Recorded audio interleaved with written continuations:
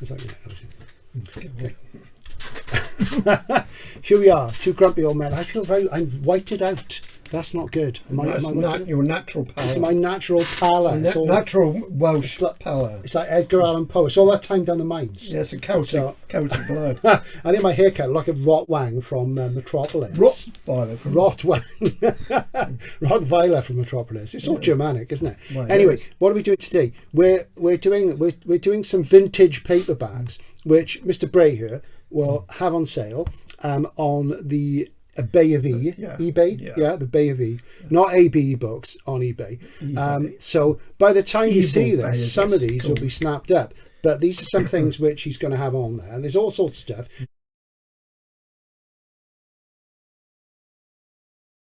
So it's not just SF, it's vintage paperbacks. But we're just going to talk through some of it. And now, the very wonderful D.G. Compton, Fable Earth's Bliss, which our lovely friend Matthew at Bookpilled loved, didn't he? Yeah, and I've been to a lot. Stole our thunder. He stole our thunder. Yeah, terrible man. I was very pleased that he enjoyed it because it's fantastic stuff. And I've been covering a lot of DG on the channel as well. And this is a spare that you've got, isn't it? This is Ace. I got three. I got 3 copies. British hardback and the excuse me paperback. So yeah, same here. I had 3 as well. I sold 1, so that's going on there.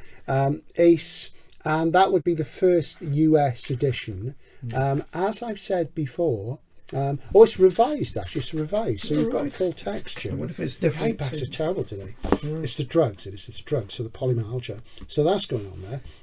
John Creasy, crime, very prolific. A lot of them out there, but these, you've got quite a few of these. I've got 5 of them. Yeah, and they're really nice. Look at that. They were my father's. Absolutely gorgeous. A crime aficionado. And he liked reading it as well. Yeah. was he involved in bank crimes, your father? He was a bank manager, so there you go. So there's Creasy on the back. Look at that, fantastic stuff. I'm sure we get lots of glare here, but these are absolutely gorgeous, aren't they? You've got, and they're covered in the old glassine wrap. Yeah. They're lovely, really nice. So you want nice Creasy there as well. Now, what have we got here? Now, you talked to me about this before. This looks really heavy. It's enormous. Yeah. Is it French or German? Malleable, by Robert Merle. It sounds French to me. Yeah. Author Day the Dolphin, which is French, isn't it? Yeah. So, 23 weeks, an international bestseller. Okay. There's weirdly few copies. Post-apocalyptic. So it's science fiction. Yeah. And you've got the only copy I've ever seen. So Well, I've got a hardback, so that's why. Which is why you're selling it. Yeah. So there you go. So that's going up. Yeah. So it's really. Have you ever heavy. seen the film? Or? Is there a film as well? I think there is. Really. Looks like A Boy and His Dog. Maybe it looks like The Long Tomorrow by Lee Brackett. Yeah. And one of those sort of 50s type things, but it is later. It's a 70s book, I think, isn't it? So there you go. Very great. It's really nice weight. The paper must be. Wow, yeah, good. If it's heavier, so the paper's better, you see. So then we move on a bit. Now, this is somebody you used to be very fond of, isn't it? Jill Alderman. Yeah, she had a book called The Archivist. Yeah. Which is late 80s, early 90s. And Unwin. Yeah. With an amazing dust wrapper. And you were very keen on that, weren't you? Yeah, I thought it was amazing at the time. I must reread it. This is a later one, isn't it?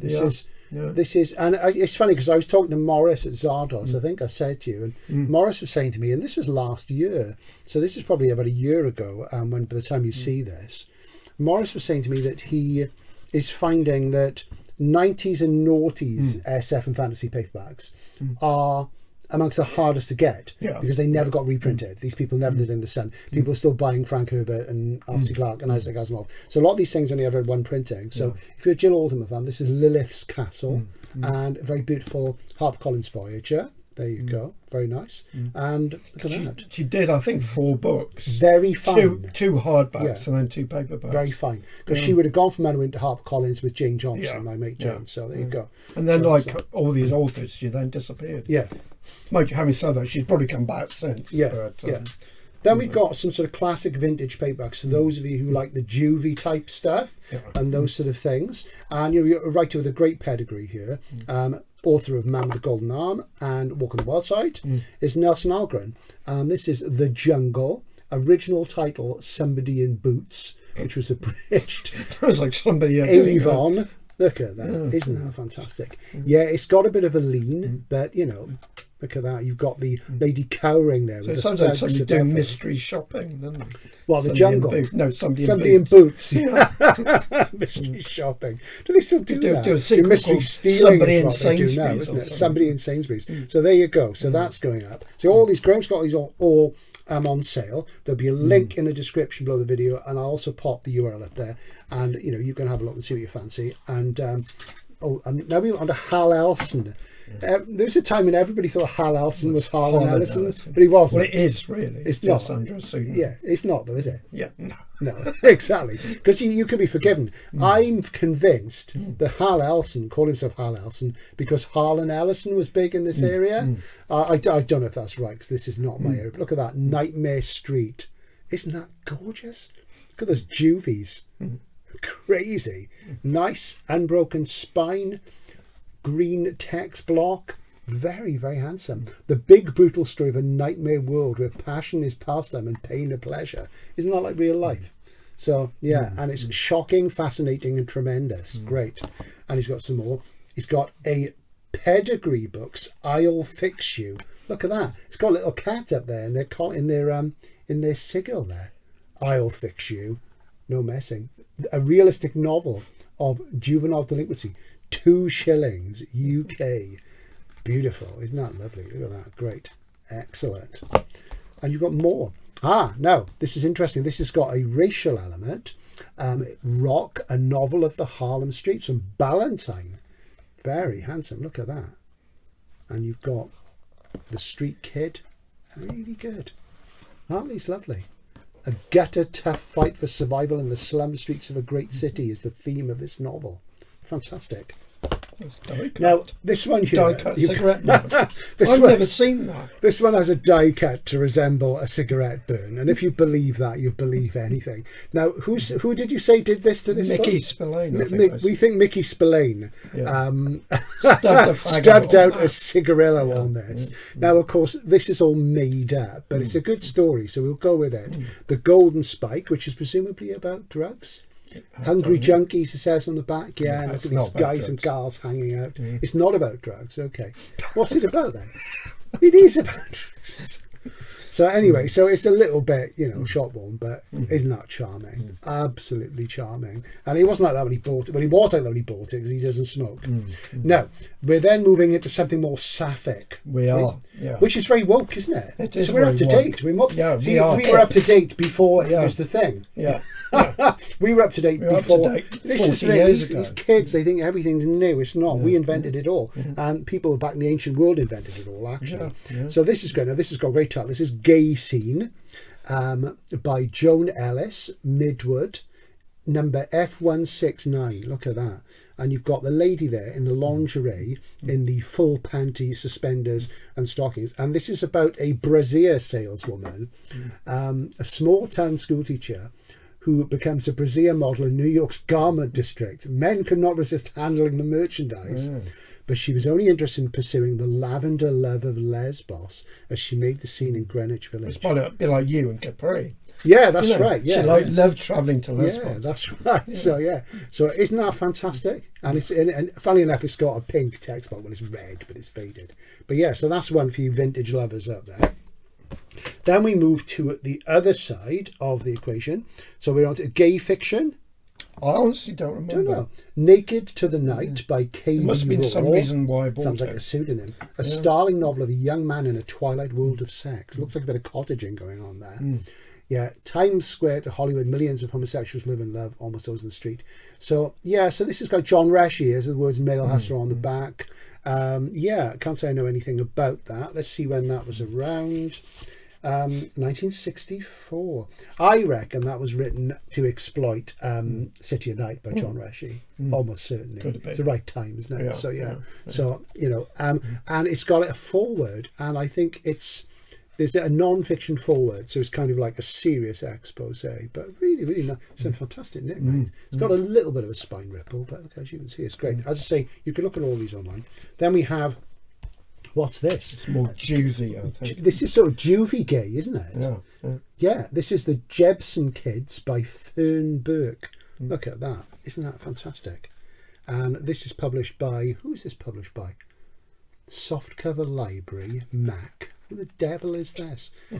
Softcover Library, whoever they are. And I say vintage paperbacks of this era are not my thing, so forgive me if you're screaming at the screen. The girl could not control herself. Well, I'm familiar with that. And the boy was homosexual, and yeah, he's looking reasonably camp there.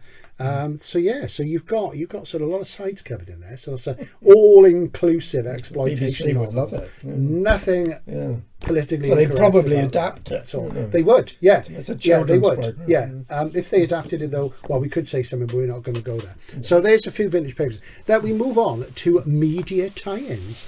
All the stuff we used to watch in our youth, or didn't watch in my case, because I hated a lot because it was shit. But anyway, a key cyberpunk novel. You could say, certainly a key virtual reality. It's a gaming thing. It came out before Neuromancer. It's based on a film, so it's the film that's the important thing. And what we have here is a absolutely beautiful copy of the novelization of Tron. Look at that. I remember to see Tron in the cinema when this came out. Watched it the other day. Unbroken spine, non-leaning, clean text block, pictures in the middle, right? It does have a little mark along there, but quite honestly, most of these out there will be, I'm not going to say the word because I'd have to edit it out, but yeah, Tron, there you go. So, and of course, it's getting behind the screen on the game like the kids want with Neuromancer. That's what inspired Gibson wrote Neuromancer, so that's it as well. If you want a really nice copy of Tron, Graham's got one. Right, okay. John Wyndham. John Wyndham is the man. John Wyndham is the man these days on YouTube as well. A lot more people are rediscovering him, and he's always there. He never goes away.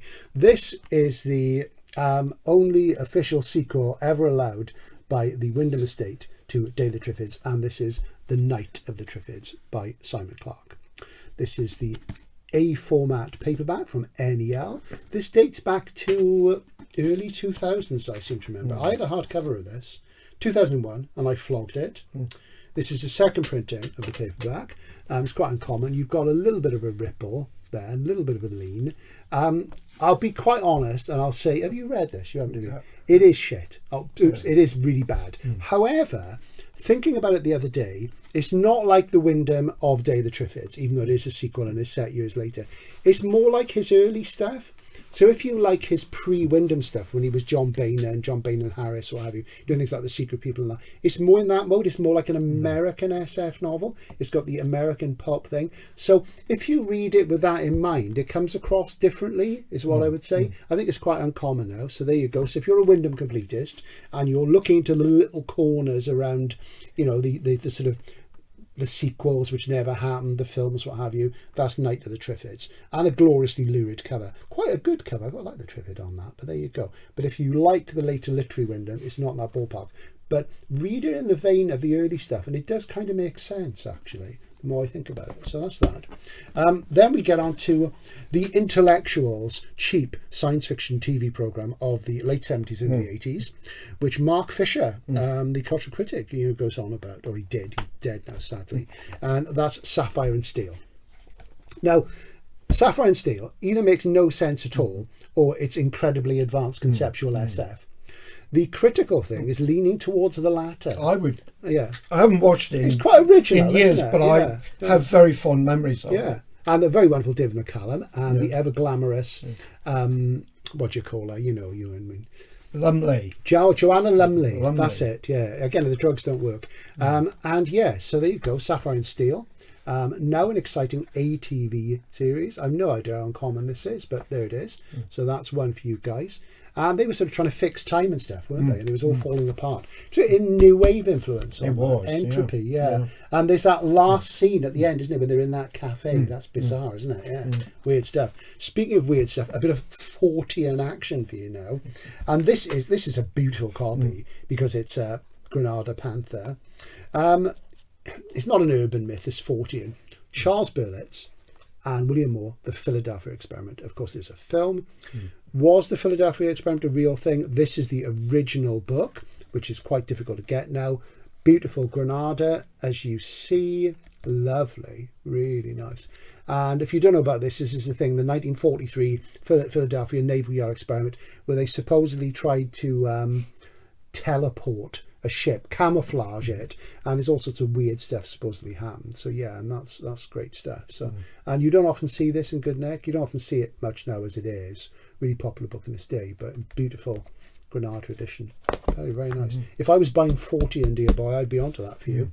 Anyway, going back to media tie-ins, because that was a wild card. We have the very wonderful Raiders of the Lost Ark tie-in. I mean, who can forget the first time they saw Harrison cracking the whip on the big screen, on the silver screen? And who is it by? By Campbell, novel of high adventure by Campbell Black. Isn't that Ramsey Campbell? Could be. I think Campbell Black is Ramsey Campbell. I'm sure he used that name as a pseudonym for horror novels. It's kind of what you imagine. You can't imagine. It's incredibly common. You can't imagine Ramsey getting a deal for this, can you? But it's getting money. But again, there's kind of an occult element, isn't there? Obviously. So so there you go. So nice copy, Corgi UK and Broken Spine. Nice clean text block. Little bit of wear down there. Lovely, nice. Good one. Like that film. Like all those films. They're great. Then what else have we got? Now, my good friend Andy Davidson, who I call Francis Bigger for reasons that will remain between us. He's going to be on the channel. We're going to do an interview. He's Tomorrow People expert, a nice guy, and he has been writing a Tomorrow People novel. He did a book which is like a guide to the Tomorrow People, and it's in his second edition now. And he's a real, he's a really good guy. He's intellectual and he's great fun as well. And as soon as I think of him, I smile because he's such a lovely guy. But what we've got here is some Tomorrow People books. So what have we got? And these are published by Piccolo, which was Pan, of course. TV Times, look at that. Back to the 70s, yeah. And of course, the Tomorrow People like the X-Men, Henry Kuttner's Muted, A. Van Vogt Slan. We could go on and on, couldn't we? More Than Human, all those sort of things. And they used to teleport. Jaunt. Who did that? Gullyfoyle did it, didn't he? In The Stars Well, by they call Destination. themselves Homo Superior. Homo Superior, which of course is what the X-Men are. So it's a melange of all those things. And it was on ITV. And I thought we were too posh to watch ITV when we were kids. I did watch. That was one of the very few things I did watch. I was. I wasn't actually. I was a working class Welsh kid. I did watch some of it. And this has got 3 episodes in it. I think it's like it's, let's see. It's got 3 novellas, which are presumably based on the TV. I wonder if they're based on the... No, they... Hitler's Last Secret. Yeah, so there you go. Yeah. Hitler's Last Secret. Hitler's Last Secret. The Tomorrow People battle a gang of Nazis whose eternal youth is Hitler's last and most evil secret weapon. They should put a swastika on. That'd be too much for the kids. But the swastika was the sigil of They the certainly 70s did paperback. back in the 70s. Oh, yeah, the swastika was on everything, wasn't it? That's how you sold a book. But I think it had Nicholas Lyndhurst in it. Yeah. So there's that one. It's got that. Remember and and you've got two copies of 4 into 3 as well. Slightly different grades. One's leaning, one isn't so much. So if you're a Tomorrow People fan, you can get back into those. And I mean, it's an interesting thing. This lady here, the lady of colour, I can't think what her name is, the actress. So Elizabeth Adair. Elizabeth Adair, Elizabeth. I mean, that was in, obviously, Tomorrow People in mid-70s, wasn't it? Yeah, but it continued that thing where Star Trek, of course, had Lieutenant Uhura international cast. UFO had lots of people of colour in it, different ethnicities. They weren't all white. And a lot of women. A lot of women as well. So it carried on in that utopian tradition, which SF was doing long before, all this woke stuff now. We SF fans, we were doing it decades ago when we were kids. So shut up. So those are on sale as well. Very, very nice. And Piccolo is lovely. There's a great little sigil there. I like that, the pan playing his little pipes. And then that was 4 into 3. And this is 3 in 3. That sounds wrong, doesn't it? Sounds like a daisy chain. Yeah. You've got that one as well. That needs a bit of a clean up, which I'm sure Graham will give it. But so there you go. So you're into those. Then we move on to a series which I was always feeling more ambiguous about. And we're talking about the very wonderful Terry Nation, Survivors, created the Daleks. Lots of good stuff. And we're talking about Blake 7. Now, a while ago, the very wonderful Paul Campbell, I think it is, bought me a copy of this because they reissued it in B format. And there's the Liberator on the cover. So you've got the original Terry Nation's Blake 7, because it's written by Trevor Hoyle. And this one is covered as well. This one's been covered. You must have got this somewhere. Unbroken Spine. Look at that. Really, really nice. So that's the original novel. And it's that old cliche, isn't it? Everybody says, I liked it more when Blake was gone. When it got more ambiguous. And there was Servalan. Jacqueline Pearce, who was very sexy. She was in Plague of the Zombies. And The Reptile. And she's very good. And she was in it. And there's Avon, wasn't there, as well? And of course, you lived in Avon. Oh, I did. Yeah, probably still do, except it's called Somerset now. So Somerset and Avon. So you've got that there. And if you're a Blake Seven fan, we also have, we've got Scorpio Attack. Again, Trevor Hoyle. It's got her from the TV series Flash there. And it's got The People Holding Guns. I don't really think that's very wise. You're getting terrible trouble. And this is BBC. It's a BBC paperback. Yeah. What the devil? That's Sphere. But BBC, look at that. God, I remember the first bookshop I worked in, we had a BBC section. Can you believe it? It was dying a death even then. That was in 84. But yeah, Scorpio Attack. Really nice, Nick, this one. Wow, that's great, isn't it? Fantastic. And two more. We have The Program Guide, Definitive Handbook, Unbroken Spine, Minty Winty. As you know, Doctor Who fans, they say timey-wimey. That gets somewhere. I don't like that. So I never say that. I've just said it. Fully illustrated. Yeah, it's got a little block of plates in the middle, which is black and white, which is nice. The guide. And we've also got the authentic sequel to the great... This is the sequel to the TV series. So this must have been written after. And that's by Tony Atwood as well, who wrote that guide. It's called Afterlife. When did this come out? Let's have a look. So this is Target, W.H. Allen Star, 1984, and it was finished by then. So this is actually the sequel to the TV series after the series is cancelled. So there you go. So Graham's got those on sale. We'll probably show you a bit more later on.